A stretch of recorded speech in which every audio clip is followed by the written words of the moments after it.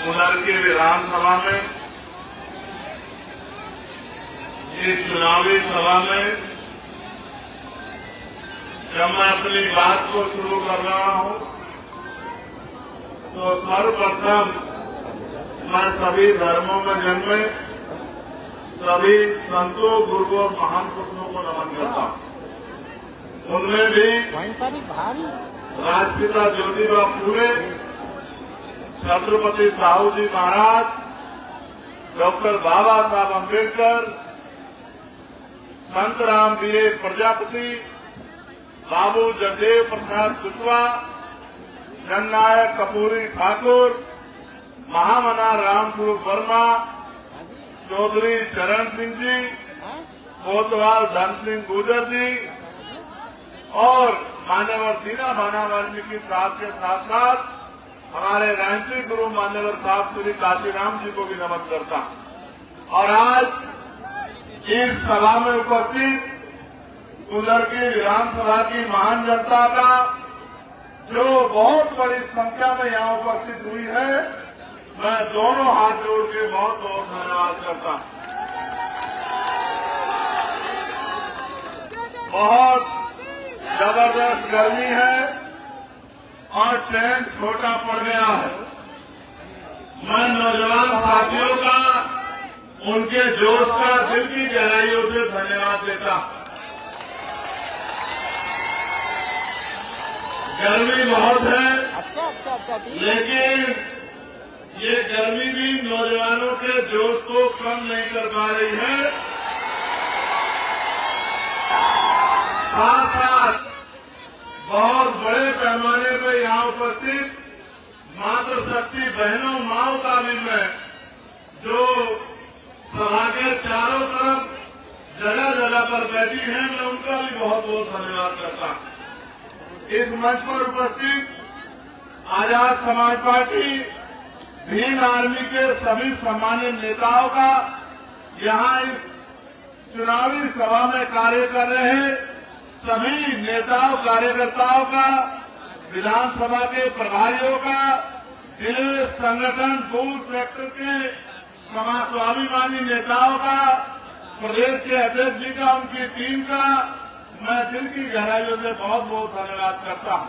साथ साथ हमारे लीगल सेल का, विजन 78 की टीम का और किसान मोर्चा की टीम का भी मैं धन्यवाद करता हूं। जब मैं यहाँ के लिए चला था तो मेरे मन में ये बात थी कि गर्मी बहुत ज्यादा है और सभा की तैयारी कैसी होगी, लेकिन जैसे जैसे मैं आगे बढ़ता रहा और आप लोगों का ये ऐतिहासिक हुजूम देख के मेरा मन कहता है कि कुंदर की विधानसभा हम लोग बहुत अच्छे मतों से जीत रहे हैं।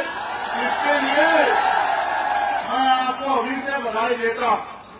मेरे पास इंटेलिजेंस की रिपोर्ट भी है, जो रिपोर्ट ये कहती है कि भाई चांद बाबू ने जिस तरह से लंबे समय से यहाँ मेहनत की है और पिछली बार भी 2022 में जब उनको मौका मिल रहा था तो उनसे वो मौका छीनकर उनकी मेहनत को खामोश कर दिया गया। इस बार यहाँ के नेताओं ने, यहाँ के कार्यकर्ताओं ने, यहाँ की टीम ने ये तय किया कि भाई चांद बाबू जो ईमानदार छवि के और संघर्ष करने वाले और कुदरती में बदलाव करने वाले नेता हैं, उनको हमें मौका देना चाहिए। तो मैं आप सबका आभार प्रकट करता हूं कि आपने उस फैसले को दिल से स्वीकार किया।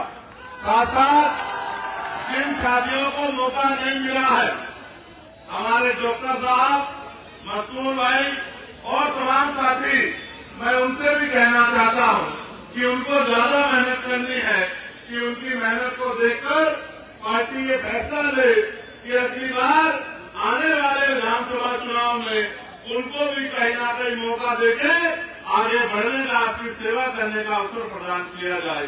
सामान्य साथियों, ये चुनावी सभा है।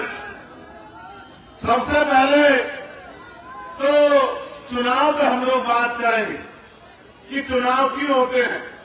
और चुनाव से क्या बदलाव होते हैं। चुनाव क्या बदलाव के लिए होते हैं या चुनाव सिर्फ एक अवसर होता है कि जनता चुनाव में भागीदार बने और फिर अपने घरों में जाके बैठ जाए। इसके लिए हमें बाबा साहब अम्बेडकर को सुनना और समझना पड़ेगा। बाबा साहब अम्बेडकर ये कहते थे कि political power is the master की, राजनीतिक सत्ता वो चाबी है जो आपकी सारी परेशानियों का हल कर देगी। और उन्होंने ये भी कहा कि अगर राजनीति में भागीदारी नहीं करोगे, राजनीति में हिस्सेदारी नहीं करोगे, तो इसका सबसे बड़ा नुकसान ये होगा कि अयोग्य लोग आपके ऊपर शासन करेंगे। आज जो सरकारें सत्ता में रहती हैं, वो सरकारें न नौजवानों की सुनती हैं, न किसानों की सुनती है, न महिलाओं की सुनती है, न कर्मचारियों की सुनती है, यहाँ तक कि अपनी पार्टी के कार्यकर्ताओं की भी नहीं सुनती है। वो सिर्फ तानाशाही करती है। उत्तर प्रदेश में क्या हाल है आपको देखना समझना पड़ेगा। कोई भर्ती ऐसी नहीं है जिसमें घोटाला ना होता हो, कोई भर्ती ऐसी नहीं है जिसमें आरक्षण के साथ छेड़खानी ना होती हो, कोई भर्ती ऐसी नहीं है जिसमें ईमानदारी से भर्ती प्रक्रिया पूरी करवा के नौजवान लोगों को मौका मिले। सरकार के पास कोई योजना नहीं है कि गांव में रहने वाली महिलाओं को उद्योग धंधे लगा के, कुछ उद्योग लगा के रोजगार देने का काम किया जाए। सरकार के पास कोई योजना नहीं है कि पढ़े लिखे नौजवानों को, जिनको उनके माँ बाप ने अपना खून पसीना लगाकर पढ़ा लिखा के तैयार कर दिया है, उनको उनके पैरों पर खड़ा किया जाए, नौकरी रोजगार दिया जाए। ऐसी कोई योजना सरकार के पास नहीं है। और तो और सरकार के पास तो इतनी इच्छा शक्ति भी नहीं है कि वो ग्रामीण क्षेत्रों में उद्योग धंधे लगवा के यहाँ के पढ़े लिखे नौजवानों को रोजगार देने का काम करे। मुझे आपको ये समझना है कि 300 साढ़े 300 रुपए की मजदूरी से, 400 रुपए की मजदूरी से आपको सम्मान का जीवन नहीं मिल सकता है। अगर सम्मान का जीवन चाहिए तो फिर आपको, क्योंकि बिना राजनीतिक सम्मान का जीवन दे सकते हैं, न ही अपने घर परिवारों को इतना मजबूत और संपन्न बना सकते हैं कि आप ये महसूस करें कि हमारे परिवार सम्मान का जीवन जी रहे हैं। आप जानते हैं, मैं तो आपके बीच से निकल के आया और आज भी आपके बीच में रह के इस लड़ाई को लड़ रहा हूं। और आप ये भी जानते हैं, कभी मैंने आपका हाथ नहीं छोड़ा, चाहे उत्तर प्रदेश हो, चाहे मध्य प्रदेश हो, चाहे राजस्थान हो, चाहे कोई और सूबा हो, बिहार हो, दिल्ली हो, हरियाणा हो, पंजाब हो या उत्तराखंड हो, जहां जहां आपके ऊपर, आपके अधिकारों के ऊपर किसी भी सरकार ने हमला करने का काम किया, आपका जुर्म जाति ढाने का काम किया, भीम आर्मी के साथियों ने, आजाद समाज पार्टी के साथियों ने और चंद्रशेखर आजाद ने कंधे से कंधा मिलकर इस लड़ाई को लड़ने का काम किया और उस आवाज को उठाने का काम किया। मैं आज भी नहीं भूला हूं, मैं आज भी नहीं भूला हूं। यही मुरादाबाद के पास में एक पार्क पे भाई चंद्रशेखर आजाद का संदेश पहुंचा दो कि मेरे बेटे को न्याय दिला दे। चुनाव चल रहा था लोकसभा का, मैंने चुनाव को पीछे छोड़ दिया और मैं यही रामपुर पहुंच के मैंने उस परिवार की आवाज उठाने का काम किया और उस परिवार को न्याय दिलाने का काम किया। हमारे साथियों, इतनी बड़ी संख्या में मुझे और पार्टी संगठन में भरोसा करने वाले मेरे साथियों, आप ये जानते हो कि 69,000 शिक्षक भर्ती का मामला हो या पुलिस की भर्ती का मामला हो या दरोगा भर्ती का मामला हो या पटवारी भर्ती का मामला हो या आपके कोई भी हत्याबाज हो, कभी मैंने आपका साथ नहीं छोड़ा। चाहे दिल्ली में गुरु घर टूटा हो या एनआरसी का आंदोलन हो, जब मुसलमान भाइयों को परेशान करने का काम किया गया और आपकी वोट लेने वाले नेता घरों में घुस गए, चाहे मौलाना कलीम सिद्दीकी का मामला हो, चाहे तबलीगी जमात का मामला हो, चाहे मौलाना साहब साहब का मामला हो, चाहे नासिर जुनैद का मामला हो, या अखलाक का मामला हो, या पहलू का मामला हो, या नजीब का मामला हो, या कहीं भी कोई जुर्म हुआ हो। और अभी कुछ दिन पहले उत्तराखंड में चाहे वसीम की हत्या हो, जिस तरह का जुर्म बहराइच में हो रहा है, जिस तरह का जुर्म बुढ़ाना में हो रहा है, ये नेता जिनको आपने 37 एमपी जिनके बना दिए, वो चद्दर तान के एसी में पड़ के सो रहे हैं। चंद्रशेखर आजाद सड़कों में आपकी लड़ाई लड़ रहा है और कभी कोई शिकायत नहीं, कभी कोई शिकायत आपको नहीं की है। और इच्छा यह है, सिर्फ इच्छा यह है कि जिस तरह देश के वीरों को सुख सुविधा का जीवन मिल रहा है, इस प्रदेश के और देश के हर गरीब को सुख सुविधा का जीवन मिलना चाहिए। इच्छा सिर्फ इतनी है कि जिस तरह से अमीर अपने बच्चे को प्राइवेट स्कूल में अच्छी शिक्षा दिला पा रहा है, गरीब के बच्चे को भी अच्छी शिक्षा मिलनी चाहिए और गरीब के बच्चों को भी रोजगार की व्यवस्था होनी चाहिए। इच्छा यह है, ज्यादा इच्छा नहीं है। इच्छा यह है जिस तरह अमीर अपने बच्चों का और खुद का इलाज प्राइवेट हॉस्पिटल में करा के अपनी जिंदगी को बचा लेता है, गरीब को भी उतना अच्छा इलाज सरकारी हॉस्पिटल में बहुत कम पैसे में मिलना चाहिए। बहुत बड़ी इच्छा नहीं है। इच्छा यह है कि सदियों से जुल्म सहते आ रहे इन गरीबों के हाथ में भी सुख सुविधा और सम्मान का जीवन आना चाहिए। बहुत बड़ी इच्छाएं नहीं है। इच्छा यह है कि गांव में काम करने वाली मेरी माँ बहनों को, जिनको भट्टे में काम करना पड़ता है, जिनको कोल्हू में काम करना पड़ता है, जिनको ईंटें उठानी पड़ती है, जिनको फेरी करना पड़ता है मेरे भाइयों को, और जिनके जाति धर्म के आधार पर जुल्म हो रहा है, ये जुल्म बंद होना चाहिए।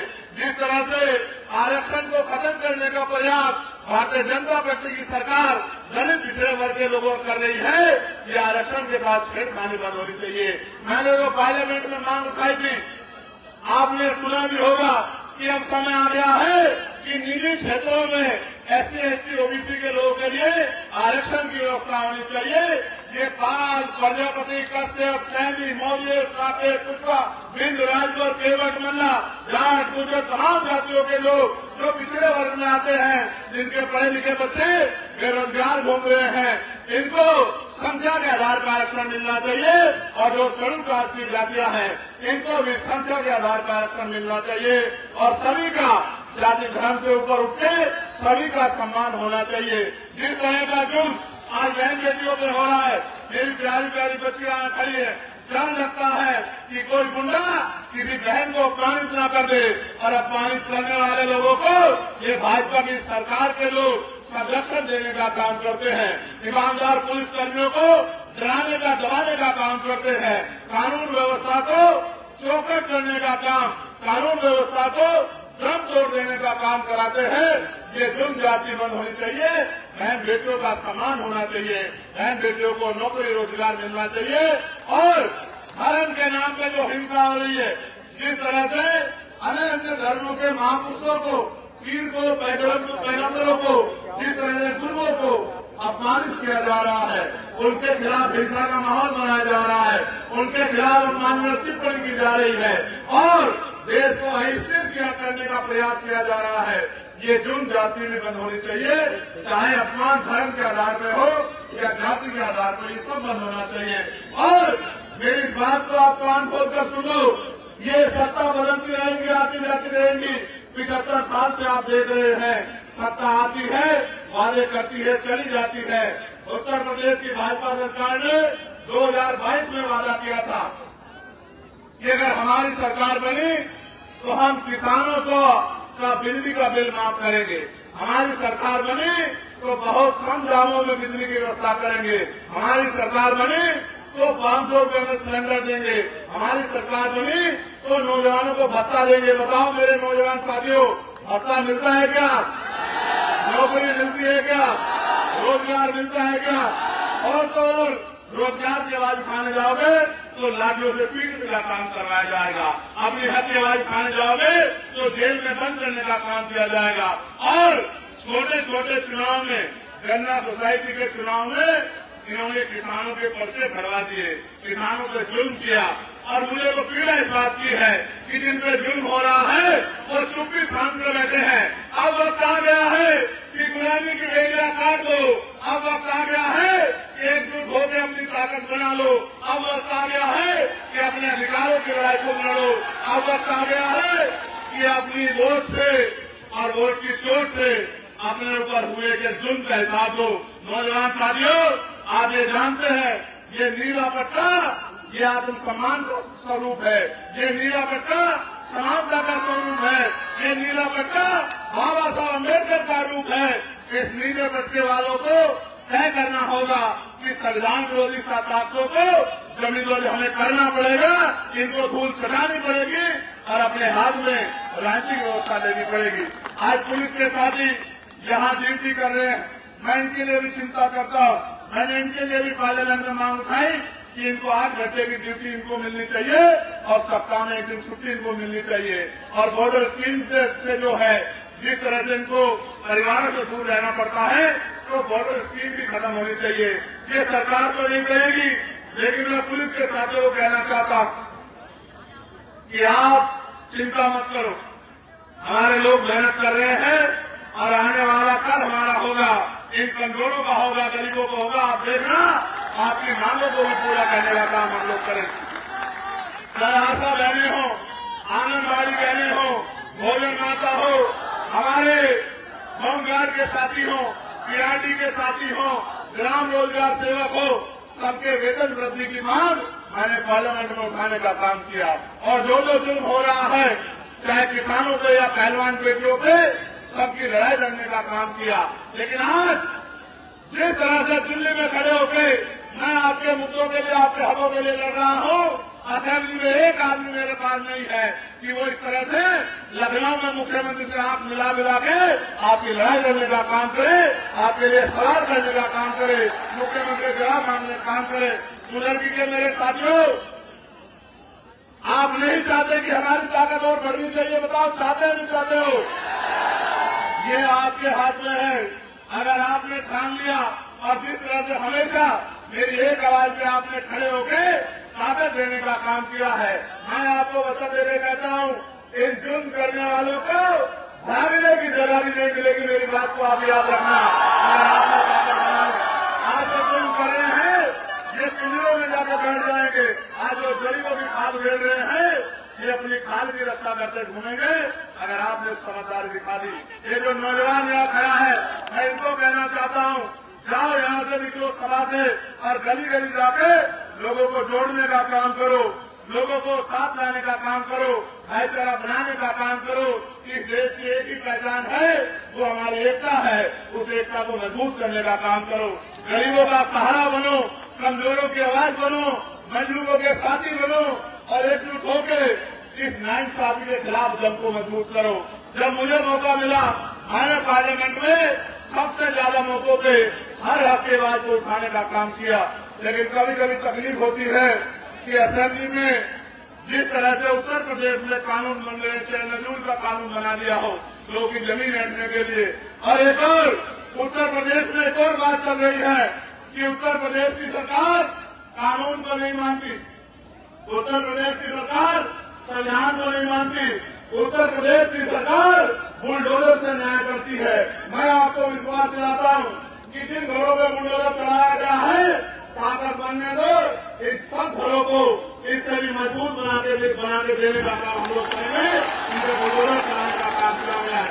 और इन सरकारों ने जमीन नहीं दी, घर नहीं दिए, रोजगार नहीं दिए, आत्मसम्मान का जीवन नहीं दिया, लेकिन रोज कहीं न कहीं जबरदस्ती गरीबों के, दलितों के, पिछड़ों के, मुसलमानों के घरों को लूटने के लिए, उनको उठाने के लिए मैंने इनके पास ऑर्डर आ जाते हैं। अभी यहाँ संभल में 90 परिवारों का जो 50 साल से ज्यादा समय से रह रहे थे बहजोई में, उनके घर जो है तोड़ दिए,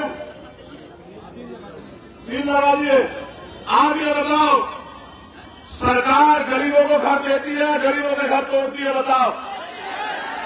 लेकिन आज की सरकार तो गरीबों से उनका घर छीन रही है।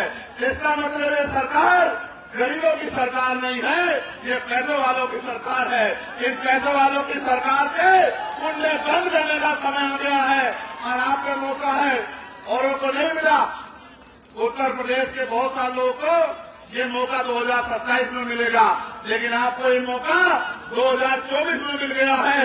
जो कारनामा नगीना के लोगों ने करके दिखाया, वो कारनामा आप भी दोहरा सकते हो।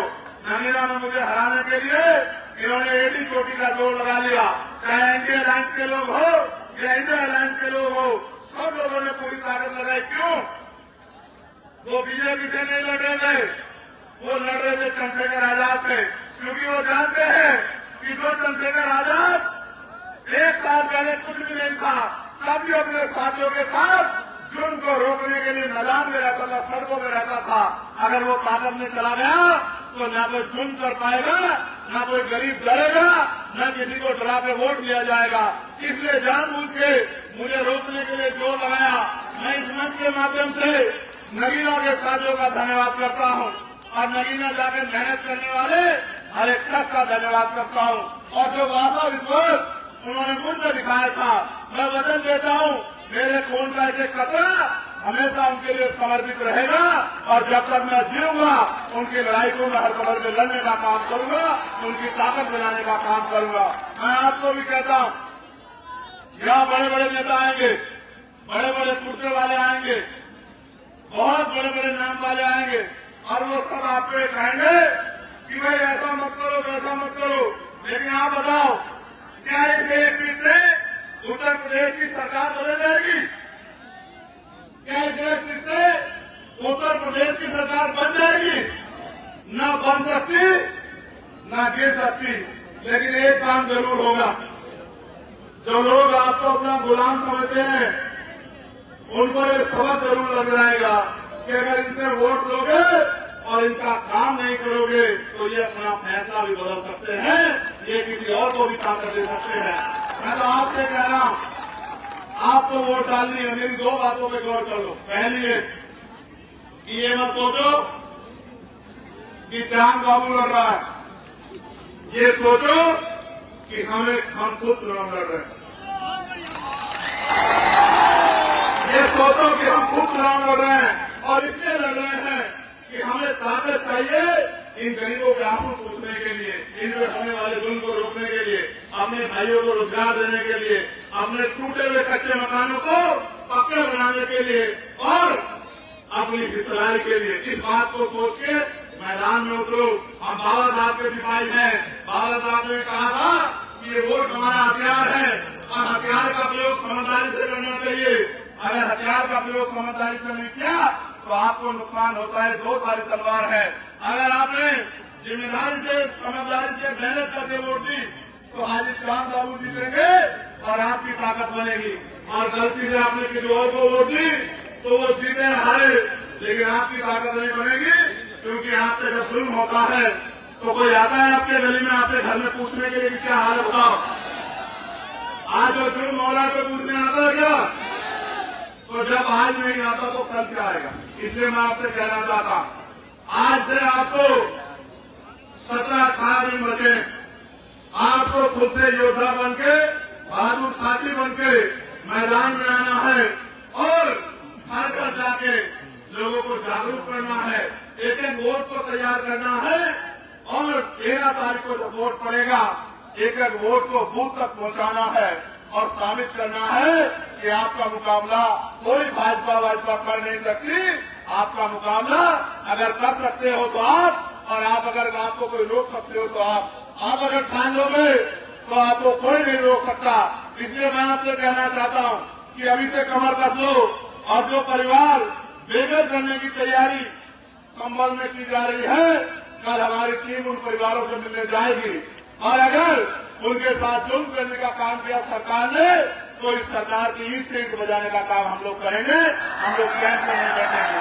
मैं आपको ये भी कहना चाहता हूँ, लोकल क्षेत्र यहाँ के क्षेत्रीय तौर पर कई समस्याएं मेरे सामने आई है।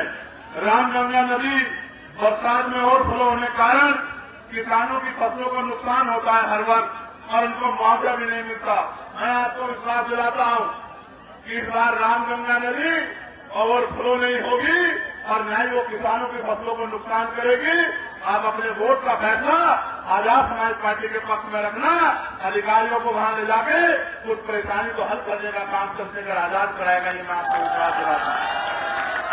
कालियान नदी, जेतिया, फिरोजपुर, मल्लूपुरा में पुलिया की व्यवस्था नहीं है, जिनकी वजह से लोगों को आने जाने में काफी मुश्किल का सामना करना पड़ता है। ये छोटी समस्याएं हैं, लेकिन मैं इसलिए आपका कह रहा हूं कि आपके नेताओं को सोचना चाहिए कि उन्होंने आज तक इस क्षेत्र में क्या किया है। ये फुटवेयर भी वो बनवा नहीं पाए और लोगों की परेशानियां भी हल नहीं कर पाए। दोनों ब्लॉक कुंदरकी वे मुंडा पांडे में अस्पताल की व्यवस्था बहुत खराब है। वहां अस्पताल तो है लेकिन अस्पताल ना होने के बराबर है। साथ साथ डींगरपुर रोड में लगभग 10 वर्षों से खराब है, जिसके कारण आए दिन हादसे होते रहते हैं। हर वक्त कई लोगों की मौत होती है। तो आप ये महसूस करो, जिनको आपके मरने से फर्क नहीं पड़ता उनको आपके रोटी रोजगार की चिंता होगी क्या? होगी क्या? तो फिर आप समझो कि ये कुर्सी पर बैठे लोग आपके नहीं हैं। और आधार कार्ड संशोधन के लिए मुरादाबाद में बहुत लंबी लंबी लाइनें लगती हैं। दोनों लोग कुंदरकी और मुंडा पाड़ा में आधार सेंटर होना चाहिए। ये मैं विधायक जी से कहूंगा कि जनता आपको मौका देगी, 2 नहीं 200 सेंटर इस क्षेत्र में बनवा देना कि यहाँ की जनता को परेशानी ना हो। अब मैं आपसे कहना चाहता हूँ कि आप चाहते हो कि मुझे आपकी सेवा करने का मौका मिले? हाथ उठा के बताओ, दोनों हाथ उठा के बताओ जो लोग चाहते हैं। उठा के रखो, 2 घंटे उठा के रखने से अभी माना जाएगा कि आप मुझसे सेवा करवाना चाहते हैं। नीचे करो। तो लोकतंत्र में ये मौका मुझे कैसे मिल सकता है? बताओ कैसे मिल सकता है? जब आप अपनी उंगली से ये फैसला कर दो कि चंद्रशेखर आजाद के हाथों को मजबूत करना है, उसको कमजोर नहीं छोड़ना, उसको इतनी ताकत देनी है कि वो कलम से हमारी जिंदगी के फैसले लिख सके, गरीबों को उनका हक अधिकार दिला सके। मैं फिर आपसे कह रहा हूं,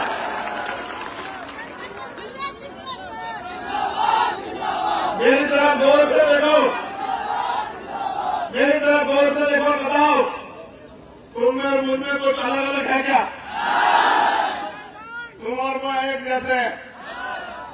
जैसे हालात से आए निकल के, आपने मेहनत करके अपने खून पसीने का 1 रुपया लगा के मुझे जिताकर लोकसभा भेजने का काम किया। लेकिन जब से मैं लोकसभा गया हूं, बताओ क्या एक दिन में आपने चैन से बैठा देखा? कोई ऐसा मामला देखा जहां मेरी जरूरत में ना पहुंचाऊं? मैं आपसे फिर ये कह रहा हूं, मैंने 16 महीने जेल काटी। याद है नहीं याद है आपको? क्या मेरे घर का झगड़ा था? मैंने दिल्ली में 2 बार तिहाड़ काटी। एक बार जब गुरु घर टूट गया था तब, और दूसरी बार एनआरसी में, जब इस प्रदेश का नहीं पूरे देश का मुसलमान अपने आप को तन्हा अकेला महसूस कर रहा था और जिनको वोट देता था वो फोन भी नहीं उठाते थे, दरवाजे भी खोलते थे। जब सब लोग और उसमें भी माँ बहने सड़कों पर बैठी थी, इस उम्मीद से भी कोई उनकी आवाज मरेगा। कभी अकेला चंद्रशेखर आजाद और भीम आर्मी थी जिसने सड़कों को नीला करके ये विश्वास दिलाने का काम किया था कि आप अकेले नहीं हो, हम सब लोग आपके साथ। आपको याद होगा जब किसान आंदोलन कर रहे थे, उन किसानों के लिए 13 महीने सड़कों पे हमने खून पसीना बहाने का काम किया। आपको याद होगा जब पहलवान बेटियां इस भाजपा सरकार से लड़के वहां जंतर मंतर का आंदोलन कर रही थी, तो उनकी आवाज उठाने के लिए आपका यही बेटा चंद्रशेखर आजाद, आपका भाई मैदान में खड़ा था। आपको याद होगा कि जब मैंने चाचा गोलियां खाई, याद है नहीं याद है? जब आपने खून से होली खेलने का प्रयास किया गया था, आपके भाई को मारने का प्रयास किया गया था, भूल तो नहीं गए हो? और इन्हीं सरकार के लोगों ने मजाक बनाने का काम किया था। आपने साबित कर दिया कि ये गरीब अमीरों के भरोसे नहीं है। आपने नगीना में साबित कर दिया। लेकिन मैं आपको वचन देता हूं कि मैं भी जब तक चैन से नहीं बैठूंगा, जब तक मेरी हर मां बहन ये महसूस न करे कि वो इस देश में इज्जत की जिंदगी और सुख सुविधाओं की जिंदगी प्राप्त कर चुकी है, तब तक मैं चैन से नहीं बैठूंगा। जब तक चाहे जैन हो, चाहे बौद्ध हो, चाहे सिख हो, चाहे ईसाई हो, चाहे मुसलमान हो, चाहे किसान हो, चाहे नौजवान हो, जब तक उनकी परेशानियों को हम लोग खत्म नहीं कर देते, तब तक हम लोग चैन से नहीं बैठेंगे। मैं धन्यवाद दूंगा हमारे प्रदेश की टीम का, हमारे मंडल के जिले के नेताओं का, मैं धन्यवाद दूंगा हमारी महिला नेताओं का। लेकिन मैं सबसे ज्यादा धन्यवाद दूंगा कुंदरकी की महाजनता का, इतनी तरह आज उन्होंने इन बड़े बड़े दलों के सामने मेरे हौसले को मजबूत किया है। मैं वचन देके कहता हूं मेरे खून का अमृत कल्ला भी आपके काम आएगा। और जो साथी मेहनत कर रहे हैं उन्होंने मुझसे वादा किया था कि आप श्याम बाबू को मौका दे दो, हम दिन रात एक कर देंगे। आप सोचो होगा क्या अगर आपने विधानसभा को जिता दिया, क्या होगा पता आपको? क्या होगा आपको पता है? मैं बताता हूं क्या होगा। जो अधिकारी कर्मचारी आज आपकी सुनते नहीं है ना, आप लिख के रख लो। 13 तारीख को वोट पड़ेंगे, 23 में परिणाम आएगा। 24 में वो अधिकारी जब आप अपनी परेशानी लेकर जाया करोगे तो वो आपको खड़े होकर नमस्कार करके बुलाया करेंगे कि आइए भाई अपनी परेशानी बताइए। पूछो क्यों? पूछो क्यों? पूछो क्यों? क्योंकि उनको ये पता लग जाएगा कि अब समय बदलने वाला है। आज इनको दफ्तरों से रोक रहे हो, कल उनका आदमी, कल उनका भाई इतना ताकतवर हो जाएगा कि एसपी कौन लगेगा, डीएम कौन लगेगा, कमिश्नर कौन लगेगा, उसकी कलम से फैसले होंगे। तो अब हमें इन लोगों को परेशान नहीं करना है, अब हमें इन लोगों की सुनवाई करनी है, इनकी मदद करनी है। इस बात का एहसास उनको हो जाएगा। और आप याद रखना, आज कह रहा हूं इस मंच से, आज कह रहा हूं 2025 शुरू होने दो। इतनी मेहनत करूंगा, इतनी मेहनत करूंगा, अपने साथियों के साथ मिलके गांव गांव जाऊंगा, गली गली जाऊंगा, कस्बे कस्बे जाऊंगा, विधानसभाओं में जाऊंगा, बूथ के साथी को, सेक्टर के साथी को, विधानसभा के साथी को उनके साथ बैठ के रूखी सूखी खा के जैसे भी तरह पे वो सुनाएंगे, कच्चे में पक्के में उनके साथ रह के अगले 2 साल इतनी मेहनत करेंगे कि 2027 में इस भारतीय जनता पार्टी की सरकार को उखाड़ के फेंक देंगे। मेरी बात इसलिए आपसे कहना चाहता हूं, इनके बाद एक रास्ता है कि ये मेरा जीवन खत्म कर दे, क्योंकि जीते जी मैं इन पर रुकने वाला नहीं। और वो नोट नहीं बना जो चंद्रशेखर आजाद को खरीद ले, याद रखना। वो नोट नहीं बना जो चंद्रशेखर आजाद के रास्ते को रोक दे। लेकिन मेरी ताकत तो आप ही हो, मेरे पास आपके अलावा क्या है? उनके पास बड़ा बड़ा मीडिया हाउस है, बड़े बड़े नेता हैं। मेरे पास तो मेरे नेता लोग ये खड़े हैं, मेरे पास कौन से हो? मेरे तो मुख्यमंत्री भी आप हो, मेरे तो मंत्री भी आप हो, विधायक सांसद भी आप हो। मेरे पास तो आपके अलावा कुछ नहीं। मैं बहुत सपनों में नहीं रखना चाहता। मैं आपसे कहना चाहता हूं, एक बार इस लड़ाई का लड़ने का मौका मुझे दो और फिर बताना जो काम 5 साल में हम कर जाएंगे, पिछले 50 साल में नहीं होगा और अगले 100 साल में नहीं कोई कर पाएगा। मेरी बात को आप याद रखना। ऐसे स्कूल बनाएंगे, ये नौजवान साथियों सुनो, ऐसे स्कूल बनाएंगे कि प्राइवेट स्कूल की तरफ कोई गरीब देखेगा नहीं, अमीर भी नहीं देखेगा, सरकारी स्कूल में अपने बच्चों को लेकर आएगा।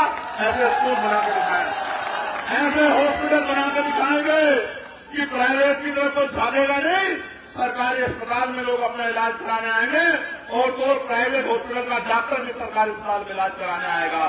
ऐसी सड़कें बनाएंगे, ऐसी सड़कें बनाएंगे कि सड़कों को देख के ऐसा लगा करेगा कि ये सड़क है या फरस है। मेरी बात को आप याद रखना। ऐसे नियम और कानून बनाएंगे कि गरीबों को कोई सता नहीं पाएगा। ऐसी व्यवस्था करेंगे कि धर्म और जाति के आधार पे कोई किसी मजहब का, कोई किसी व्यक्ति का शोषण नहीं कर पाएगा। ऐसे कानून व्यवस्था देंगे कि कोई किसी गरीब की बच्ची की तरफ आंख उठा के नहीं देख पाएगा। मेरी बात को आप याद रखना। ऐसा माहौल देंगे कि नौजवानों को दौड़ लगा के रोजगार देंगे, कुटीर में दौड़ लगा के महिलाओं को रोजगार देंगे और सबको लेके आगे बढ़ेंगे। पूरे प्रदेश को ताकत देने का काम करेंगे। लेकिन शुरुआत आप बुजुर्गी में करा देना और बुजुर्गी से रिजल्ट देके भेजना और एहसास करा देना कि आने वाला समय आजाद समाज पार्टी का है। बहुत बहुत धन्यवाद। जय भीम, जय भारत।